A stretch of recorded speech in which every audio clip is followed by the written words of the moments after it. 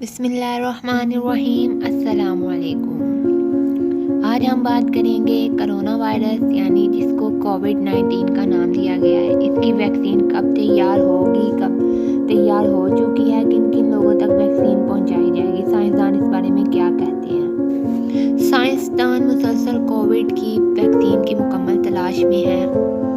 Vaccine بنانے میں عمومی طور پر کئی سال لگ جاتے ہیں اور کبھی تو دہائیاں بھی لگ جاتی ہیں۔ دنیا بھر میں 150 سے زیادہ مختلف ویکسین بنانے کی کوشش کی جا رہی ہے۔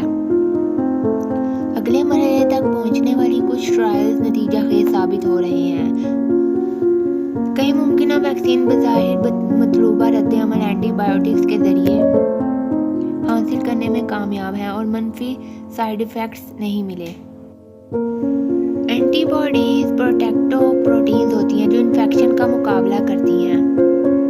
چند ٹی سیلز انفیکشن کے شکار کے خلیوں کو ختم کرتے ہیں۔ پٹنے والی اینٹی باڈیز بنانے میں بھی سیلز مدد کرتے ہیں۔ فی الحال یہ معلوم نہیں کہ کووڈ مدافعت کتنے عرصے تک چلے گی۔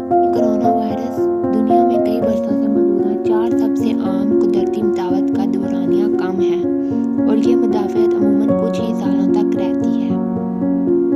کووڈ-19 ویکسین کو بوسٹر مقدار کی ضرورت ہو سکتی ہے۔ ویکسین بنانے کے لیے سائنسدان کئی طریقوں کا استعمال کر رہے ہیں۔ انسانوں اور جانوروں کے کلینکل ٹرائلز میں کمزور یا غیر فعال وائرس کے استعمال جیسے روایتی طریقے اپنائے جا رہے ہیں۔ مختلف طریقوں کے استعمال سے کئی اقسام کی ویکسین بن سکتی ہے۔ اقسام کی ویکسین ہونا کافی مفید ثابت ہو سکتا ہے۔ ہر ویکسین لوگوں کے مختلف گروہوں کے لیے مؤثر ہو سکتی ہے۔ توقع پیش رفت کے باوجود